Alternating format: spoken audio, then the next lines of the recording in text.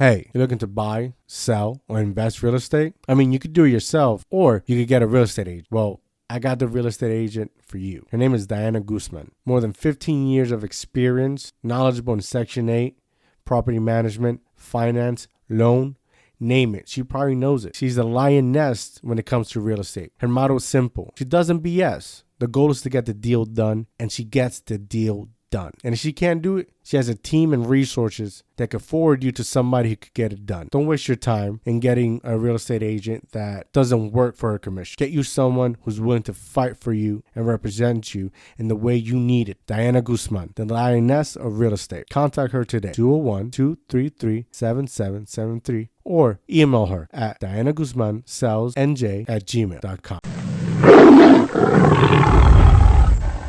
Welcome to the episode of Deal Talk. I'm Deal. Let's talk. My guest of the evening is a talented writer. She's here to tell her story, to talk about her book. What are you looking at? Ladies and gentlemen, welcome to Ali Carbone. Hello. Thank you for having me, Dio. Talented writer. I love that. There's two in there. Yes. I mean, you have an amazing book out, right? An amazing story. You're someone who I admire just by the words you've written in your book, and where you have stated, I'm not sure in the book, but in interviews, and where you're like, you know how to be a mother without having children. Mm-hmm. Yes, that was. Go ahead. And I think that's the most amazing thing a person in your life, right? Because you're somebody who at a very young age became a teammate, a partner, someone parents can rely on, and sacrifice her well-being as a child to improve others. And I think that's very something you have to admire and respect. Absolutely. I love that. Thank you. Thank you for saying that. Yeah, for sure. For sure. You know, I usually ask my guests what inspired you to write this, but I think we both know why. Sure. So, right. So I guess I was gonna say before, it's funny you bring up that line. I think the line is, I've learned to love like a mother without ever giving birth. That was a poem that I had written like right before my 30th birthday. I was having like a real emo night. I was in the middle of writing the book, but like, not really there yet. And I wasn't sure what I was going to ever kind of do with that. And I remember like I was on Instagram on my 30th birthday, like posted a picture, I posted the poem, whatever. And then towards the end, when I was finishing the book, I'm writing the last chapter, I wrote like the last scene, and it didn't feel like an ending to me. It didn't feel like, it was uplifting, sure, but I wanted something that kind of like encompassed my whole story. And I was like, oh my God, that poem. So I went and grabbed it. And then I ended up having someone, I call her my spiritual advisor, but she's just like this amazing spiritual woman that I have readings with all the time. I love her voice. I had her record it, and then I used it, that audio is kind of like the promo for my book. So there's definitely it's been used in like a lot of the conversation, but it's not what inspired me to write the book. There's like definitely like an interesting story that has nothing to do with like my life that I'm writing the book. So well, I guess it does have to do with writing the book. So I guess like towards the end of the book, you'll read, after I moved out of my parents' house, I was like really lost it. I had no identity. Yes. My brothers, and just like top level, like it's deeper than that. But I was just like, what can I do that will make me feel happy again? And, I was working with my therapist, and we were just trying to go back to like the ways that I coped when I thought I was happy, like when I was a kid, which, I probably wasn't. But dance was like a big part of my day-to-day schedule growing up. So I had found a dance studio in Manhattan, and, took like I think I was like 28 at the time, like took my old ass self to this dance studio where like most of the kids are like just entering their 20s, if that. And there was, this girl who was probably around the same age. She noticed me kind of sitting by myself, in class, and like came over. Like it was such like a childhood, like trauma. Yeah. writing as an adult, like in the playground. Like she literally brought me over to a group of people, like introduced me. And then her and I actually became super close. Like I would drive her back and forth to the studio because she lived in Astoria. I'm in Brooklyn. And one night on our way home from dance, she told me she was writing a book. Like she was doing this course. Oh, wow. She was a poet, and she knew I was a writer. Just like with work, I write for a living, like for a marketing agency. And I was like, what do you mean you're writing a book? Like, I'm writing a book. Like, I always like had this idea. I knew my story meant something. I knew my story needed to be heard. But like, how do you start? Like, how do you, Yes, like, yes. I don't even, and it was her. She was like, I'm doing this course. Do you want to do it with me? And that's kind of what got it. So I think the friendship inspired me to share my story, because I always knew I wanted to, but I needed to be led in the right direction. And it's not lost on me that that was like a very serendipitous situation, the way I met her. And the dance studio closed down probably 2 months after I met her for COVID, Got it. and that was it. So, and then I started writing. So it's interesting. It's definitely, life works in mysterious ways. Yes, So I that, mean, I definitely am glad it happened because you were able to put your experience on paper, right? And for those who are going to watch and listen, uh, the book is basically about your experience with your autistic brothers, three. yep, yep. And what I admire about it is that you have finally somebody's telling their part of the story, because everybody focuses on autism. I know my son, he's 6 years old. He's autistic, but it's like I like to listen to those who are going through it, if Yeah. that makes sense. Yeah, I was just looking, like I have the book in front of me. I don't want you to think I'm like looking off the screen. I was looking because there's in the introduction or in the back, I write something about Michael, Anthony, and Luke kind of being the main characters of our family. So the whole purpose of this book for me was, ironically, like the sibling is kind of like they're the one that's not seen when you talk about our family situation. So I kind of Mm, wanted to shine a light and give a voice. This is what's ironic, give a voice to the voiceless in this situation, which ironically aren't my brothers. It's siblings that have to kind of live their lives in the shadows. So yeah, like the book for the most part, like I'm detailing my experiences, which a lot of people will relate to. It doesn't necessarily have to be autism either. Like yeah, one thing that had a bunch of people kind of reach out to me after reading it. If you had a sick sibling or addiction or a parent, it's really anyone that grew up in a house yes, where there were special needs present. So yeah, that's I really wanted to kind of put those stories forward. So in the beginning, I'm talking a lot about, these traumatic out in public fights and, having all the teachers in my house, like, the way that made my brain develop. But it's mostly about not raising yourself, because that's doing my parents a disservice, but kind of being raised in the shadows where you're taught that your needs they can't come first. It's not that they shouldn't come first or that you're not worthy. But when you're a kid and you're the fourth child, and I have three autistic brothers. I don't know if I've gotten there yet. So one is definitely enough, and then there's two, and then three. So yeah, it's yeah. It's a lot. you have to be okay with coming last, not because you deserve it, but because they simply have more Yeah, need than you do. So yeah, that's kind of where I wanted to write this book for the people, the story that no one ever really talks about. It's yes, yes. the perspectives are always from the parents, and this is another thing. I know I'm jumbling a lot.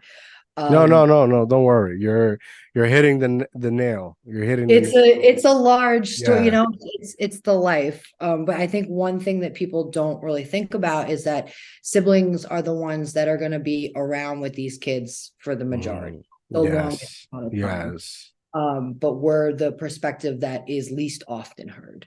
And there's two parts of it, right? Like there's the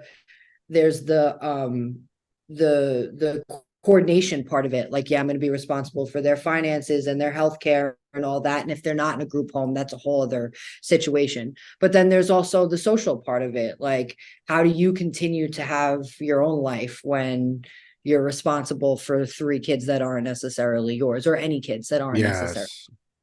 And that's a pressure that a lot of kids grow up with, in their head. And I think that's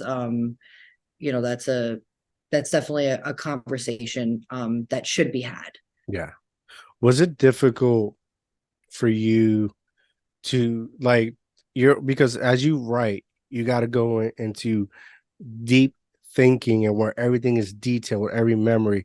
Was that something, did you go through like an emotional roller coaster? Yeah, I definitely don't want to say that this book fucked me up, but I think it might have. Like I've been in therapy for 3 years, a little bit more than 3 years now. Or no, I should say 4 years. I moved out. I've been in Brooklyn for about 5. It took about a year for me to kind of realize that I really needed it. But the amount of like therapy I've done, it definitely made me super self-aware. But those therapy sessions are only 45 minutes, and we would dive in and we would talk about it, and then I could escape it. Writing this book, like, I'm writing scenes and I'm like going back and I'm reliving a lot of these experiences. And I'm seeing them now with this education that I got from my therapist, with this new bird's eye view of like what I deserve versus what I got.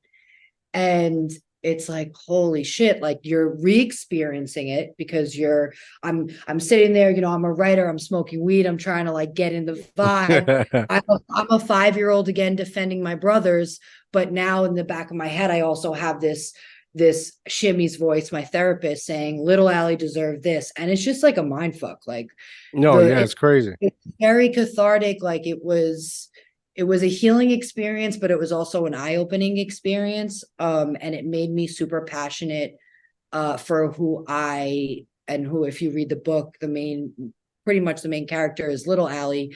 That's my child self. Like I always said, Shimmy, my therapist, the greatest thing about her is she became my advocate, and especially like an advocate for little Ali, because when I first started therapy, a lot of it was me defending my parents and like their role. What were they supposed to do? They did the best that they could. And she always held space for, yes, absolutely. But 2 things can be true at the same time. I think writing this book made me a fierce advocate for little Ali in the same way that Shimmy always kind of has been. And that's been different. That's been a different experience because it's kind of pushed me into frustration and anger with some family members. And you start to really look at your life like as a macro view. And, I definitely have gotten a little blamey, like, and that's natural, right? Like that's grieving. Yeah. It's like when you learn things, but you look back and you're like, wow, it would have been really nice if I had this support or this support. And those are some things that I've been learning, and in these interviews I'm trying to make sure that I tell these lessons, because it's going to be super important, not just for siblings who are reading this, but for my generation of people who are starting to have families to realize, everyone always says it takes a village to raise a kid. When someone is disabled, usually that village disappears because people don't know what to do. They don't know what to say.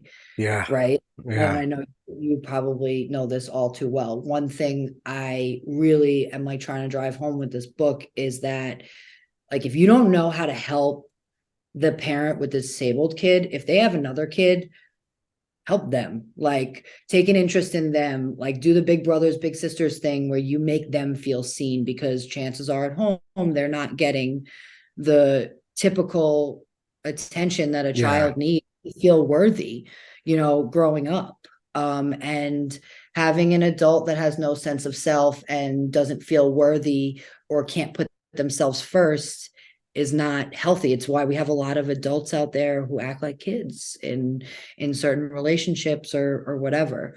So one thing that I look back and I see, and I'm like, I wish that there was an older aunt, or like I had cousins that definitely kind of took me under their wing, but they were also Yeah. the older cool cousins. Like they weren't adult. It wasn't their responsibility. Like I'm starting to see that now, like I'm as being an aunt to like a bunch of my friends having kids, like how can you reach out to siblings? How can you make kids feel seen? Because like it is important. It is the Yeah. shape of those brains are like seriously important, especially for siblings in special needs situations. No, I agree 100%. Was there any moment after you got into therapy, after you wrote this book, was there any moment in where like, I don't want to say confronted because it's too aggressive, but like had to Yeah. sit down with your parents and like they Yes. actually heard you?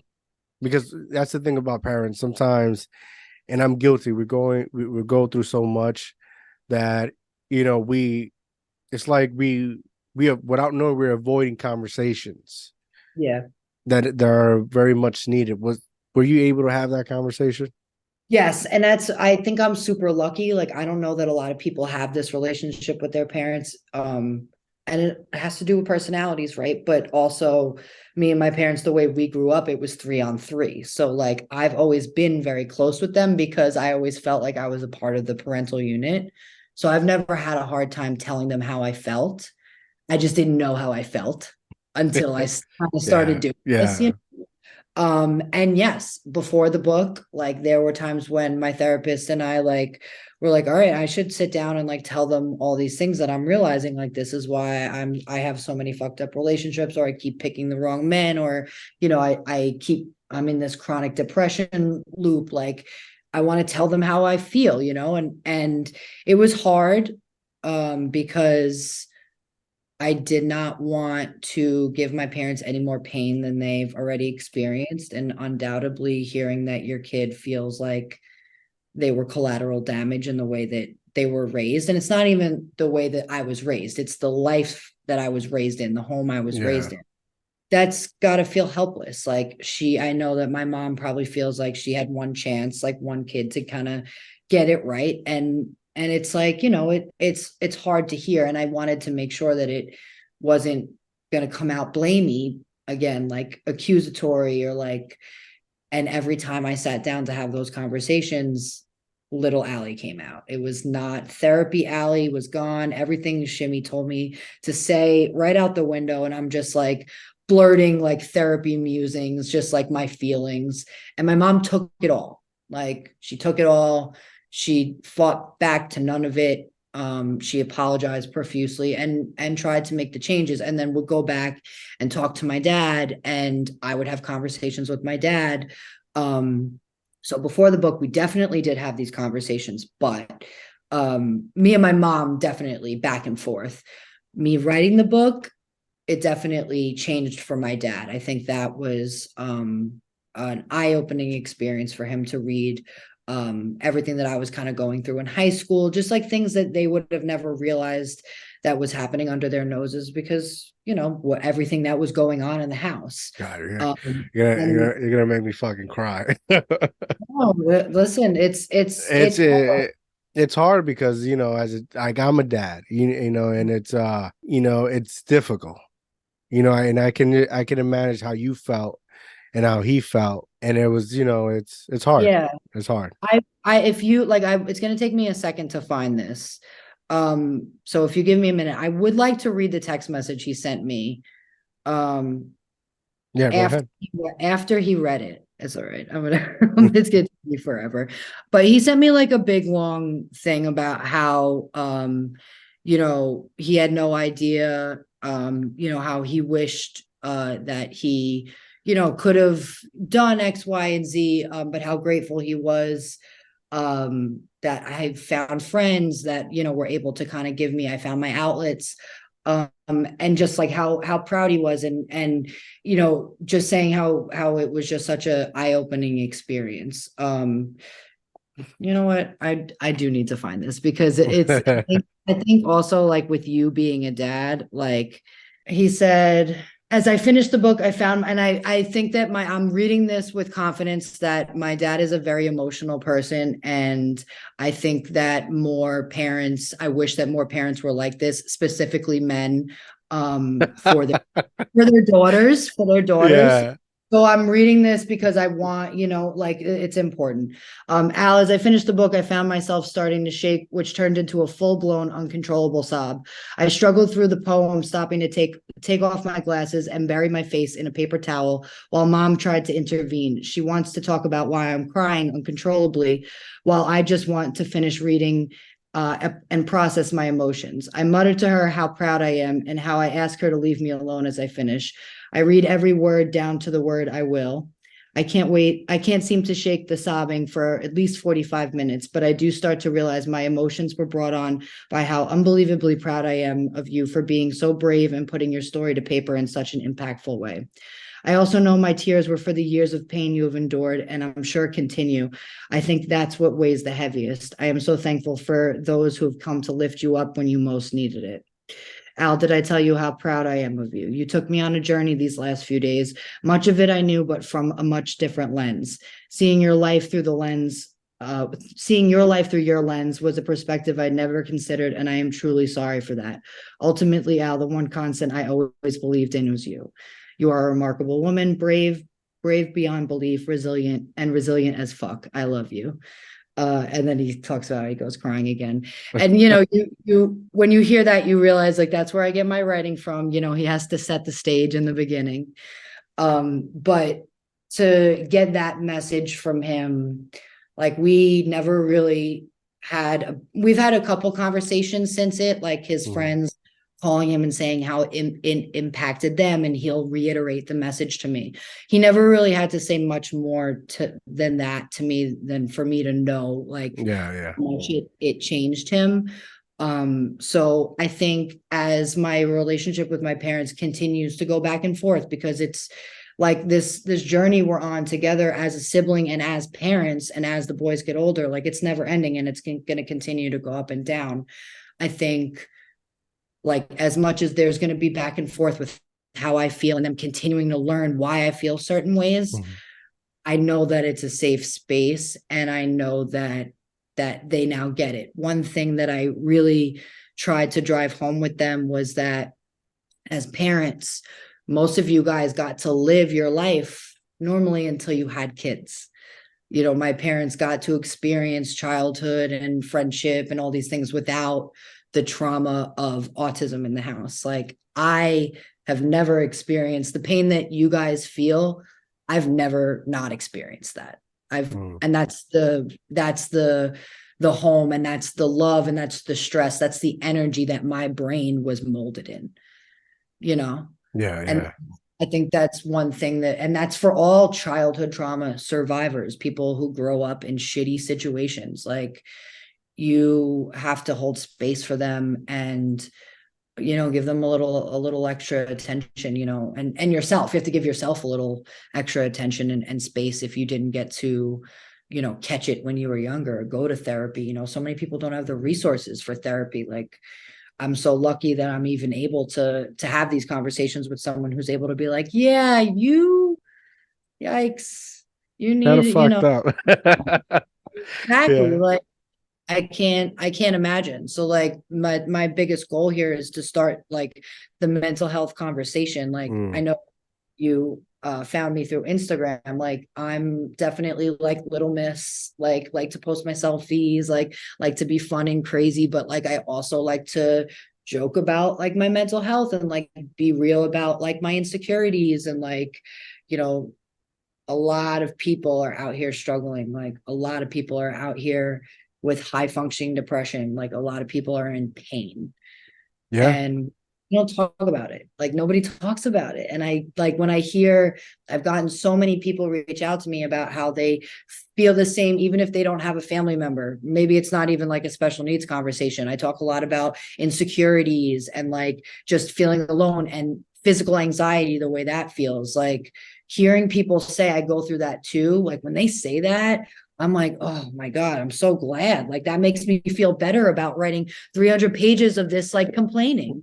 Like everybody Everybody's going through it, you know? Yeah, yeah.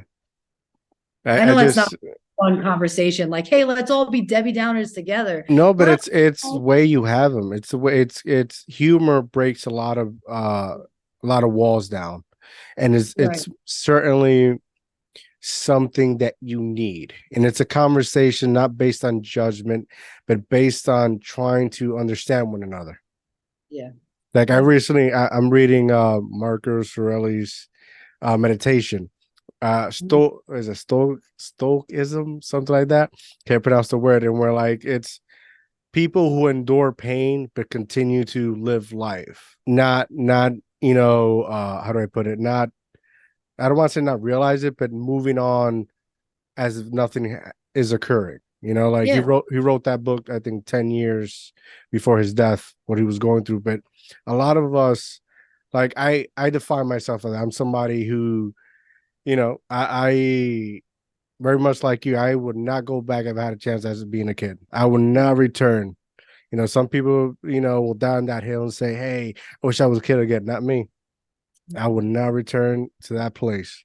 So Yeah. I very much understand where you're coming from and how you feel, and you have every right to feel that way. Yeah. Yeah. Thank you. Once Thank you. you're welcome. Once you wrote this book, were you able to feel like a weight was lifted in a Uh, sense? I mean, because it's never yeah. that easy. The weight has not been lifted. The fog has been cleared. We'll see. Preach. Yes. Um, the weight will never be lifted. However, I don't feel as confused. I don't feel as scared.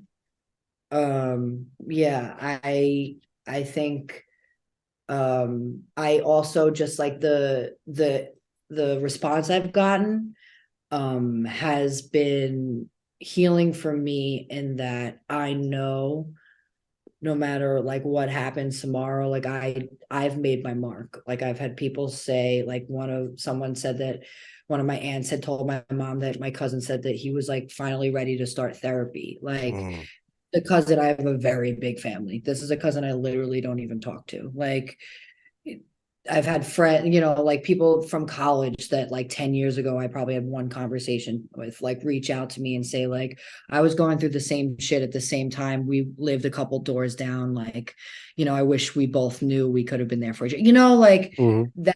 that stuff makes me feel like I've done something for a greater purpose. But no, the pressure, the weight will always be there. I think in some ways I feel it a little more because I almost feel like this responsibility now to kind of be a representative for like these up and coming siblings who like are just starting to kind of like go through this shit. Like Mhm. I'm starting to like work with SibNet and my brother's school.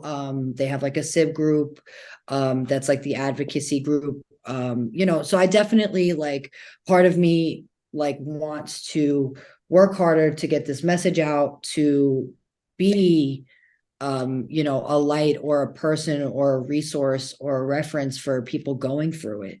Yeah. And that's definitely pressure, and that definitely aligns with like the thing that I'm trying to get out of in this whole book of like putting everyone else before me and like being the caretaker, but like also like my name's Alexandra. The Greek meaning of that is protector and defender of mankind. So I'm gonna take that Nice. seriously Yeah, and yeah. and just try to like continue to like I write it in my book. It's heavy, but it's my suit of armor, Yeah, yeah. and I'm proud of it. And um yeah, I'm proud of my it's not a battle, it's a war. Yeah. And I'm not afraid. I'm not afraid of how long it is. And, I'm definitely nervous of the future and like what it's going to be like when my parents are gone. But like, we'll prepare for that. And I'm sure by then there'll be bigger sibling groups and who knows. But I feel clearer. I feel I feel clearer about my purpose. I feel clearer about, my impact, and I feel clearer about my message and like how I can help. And that's that. I mean, there's no doubt that it's scary. Mhm. But what I like, what I like about what you're doing is, you're a badass. You're a strong woman. And how do I put this? Like, you have to be aware of the danger in order for you to progress. If you're not being aware of the danger, you're just being, a dumbass like everybody else. And you clearly understand that. And I think it's at the beginning when you're starting everything off, it feels exactly what you're saying. But as soon as it's like you stated in the back of your book, and where like you're still trying to find yourself. You're finding your path. And once you find it, there's no one going to stop you. And then you're Yeah. going to take pride in that. And now you're going to become one of these special individuals that can just rip, people's heads off because it's not what is right and wrong. It's because what they deserve. Like for me being a dad, it's fucking scary. I'm constantly, one time I was in the park with my son, and he's that's one thing about it. He likes to explore, right? And he saw these kids and he went up and tried to take like a fruit or a chip. And I was like, no, Poppy, come over here. And when I'm walking away, they yelled, you should put your child on a leash. So it took everything that I Oh, had to just, so yeah. it's hard, but God wouldn't give us this motive if we wouldn't be suitable for it. Absolutely. So it's a building process, Oh yeah. Oh you yeah. know? Oh yeah.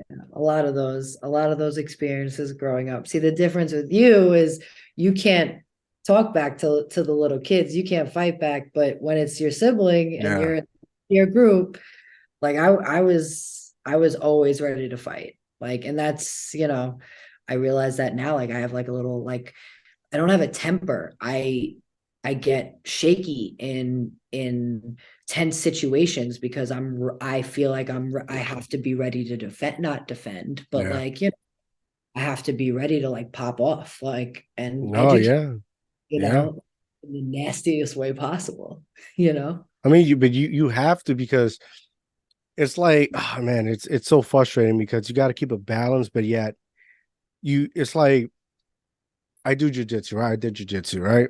And every time, like every Friday, they wanted to invite me out. And I was like, no, I'm good. No, I'm good. And they started building a reputation and were like, I'm this guy who doesn't want to partake with them. But I've advised them numerous of times, and we're like, I have a special need child at home. And honestly, I'd rather be with my son and my family then. And it took them a while until I had to, pump the brakes. I had to put them in their place. And where you're either gonna understand or you are going to understand. And as a parent or a sibling with a child with special need, that's a constant battle, but you cannot let anybody walk all over you, Yeah. you know? Yeah, it's so interesting too. Like when I was younger, it was different. Like I was saying to my friends the other day, when I was a senior in high school, it was 1 in 99 boys born, and now it's like what, like 1 in 38 or 40, something like that. Like I feel like, and it's that whatever the conversation is, like I feel like it's so much more prevalent now. Like people understand it a little bit better. So like you can kind of see your allies like in certain corners. Like, I could always spot an autistic kid a mile away, or like, Yeah. um, but it's definitely, I feel like I wonder if it's gotten any different or any easier for siblings, or just, but it sounds like not, if you're still, going through those public situations. No, I mean, I live in the hood, so Yeah, yeah, yeah. so I don't, but also like I'm at a point in my life and where like I don't care no more. My son he's gonna walk, he's gonna talk. We're not, we're not being cautious for no one, because Yep, nobody will be cautious for us. And if this is the road we're gonna take, then this is the road we're gonna take regardless, absolutely. you know? Absolutely. Yep. I love that. um How long did it take you to write this book? So it took me about a year to write my first manuscript, which I then read and was like, holy shit, I cannot publish this. This is a diary entry. This is a 20 chapter diary entry. And I rewrote it completely in the revisions phase, which was like a 6 month period. So Wow. it took me about a year and a half to write, but I had an editor, so like, check-ins and all of that. And then I did 6 months of like publishing. I did like a little bit of like grassroots, like my own kind of marketing, podcasts and stuff. But yeah, for the most part, like the writing process took about a year and a half. I had a full-time job like the whole time, and I'm a writer. So it's writing 9 to 5 and then closing my laptop and opening a different laptop and getting into this shit. But yeah, a year and a half. So it's interesting. It's hard. It's like I know I want to write a second book because there's more to this story, right? There's the next phase. It's Yeah. what is a sibling who then wants to have their own life and still take care of their sibling? What does that look like, right? But I'm also living like it's the relationship portions of like this book of like, me constantly kind of having these fucked up patterns. Like I'm still living it. Like Yeah. I would love to say that this last chapter, the way it ended on a high note, and guess what? Like we went right back down after I put this shit out, Mm. and like I'm starting to chugga back up. But like I know I want to write a second book. Like the story that I'm living right now is beyond, like it's beyond drama. It's like it is Netflix level. It's wild. But like I think about it and I'm like, holy shit, I don't know if I can do that again. Another book, like another like year and a Yeah. half Yeah. of writing, like, and it was hard. Like it was painful. Like I know the memories that I'll have to recount, and it's like, but it's also worth it. If you Yeah. have a story, that you think that people can benefit from, and it doesn't need to be this thick either, like it can be poems, it can be essays, it can be just musings on a note your notes app that you put on Instagram. Yeah. Yeah. Thing is writing, and touching people is touching people, right? Yeah. I mean, but that's also your form of therapy. Sometimes going to therapy, putting 45 minutes there, when you feel like you're going to breakthrough, they'll be like, our time is up. So like, Yep. you got to go, sometimes you got to, face the music on your own and go through those emotions, deal with that memory. Yep, there's a lot of different like forms of therapy. Like obviously I've been in talk therapy for a while, but hello, it's not doing it. It's not enough at this point. Like, Yeah. so I'm starting to think like, okay, I wrote the book, that was great. Like, what's next? Like, I'm really into, and I'm very spiritual, so like I'm into all that shit. But like, I've really been into like learning about how trauma stored in the body, and Mm. like stretching to try and like release trauma. So like I don't know shit about it, so I'm not going to talk Yeah. about it. But like, like there are so many different things that you can do to kind of release shit. You just kind of have to find what works for you, right? I mean, I recommend everybody to do jujitsu. The Yeah. the Moving your body. choking a motherfucker out, it's Woo. like the best therapeutic thing ever. So Mhm. like that helped me that helped me a lot. Listen, I got a lot of rage. I've been like thinking like I want to go to a rage room. I want to smash pumpkins. What am I gonna do? Maybe jujitsu. Maybe I need to take up. I can't box because I got my nails. No, jujitsu, But choking someone out sounds kind of lit right now. I mean, it's a give and take, but it's I want to send I can't even fucking speak. I want to say the lessons I've learned, because it's a give and take. Some days you get in there and your ass get choked out too. But like it gave me peace in a sense that I know when I go out there, I'm not always gonna win. I'm gonna go Yeah. through shit, and whether I like it or not, I got to deal with it. As long as I come out the other side, okay. And when I did it for the year, like I looked inward with outward, and it helped my mental my state of mind drastically. Uh, it built me up, and we're like, yeah, I accept the fact that I can be a problematic person, you know, that I could be that person who does not give a fuck, but take pride in that and learn that, when I walk, I got to walk a better version of me than I was yesterday. Yeah.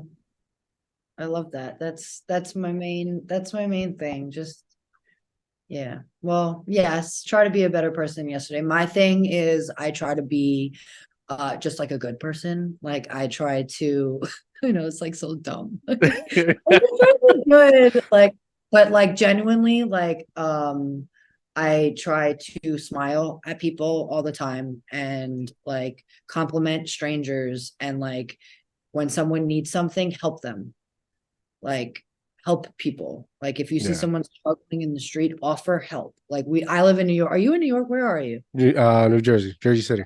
So like, like where we are, like it's head down, like help people. It does so much for you and for that other person. No, yeah, Mm. kind of different in that sense.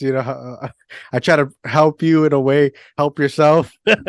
Honestly, that's probably the way that I need to be. And that's probably why I get myself into some fucked up situations because I'm learning boundaries and I'm learning the Yeah, line. yeah, That's a big thing with not just the book, but just yeah, like my childhood. Like I, when I see someone in need, I yeah, abandon all sense of self, all, anything I need for myself. And I want to put my all into helping them. And it's yeah. got, it's gotten me to rock bottom more than a few times.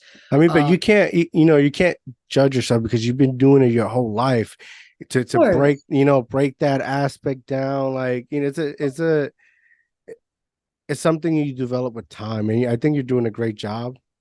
Yeah. Yeah, it's the lessons like I learn a majority of the shit through like romantic relationships for me personally and I'm finding as I get older the lessons are getting to be harder, but it's because the stakes are higher, you know? Yeah, yeah. So it's like yes, you do have to learn, but you have to want to learn too. Hmm. You have to want to help yourself because I Yeah. could continue this pattern that I'm in and just go find another situation that'll be the same. And the next time I'll lose even more than I lost now. Like, Hmm. so it's also about, like you said, it's taking accountability for your own shit too. Hmm. I'm I'm learning that for myself.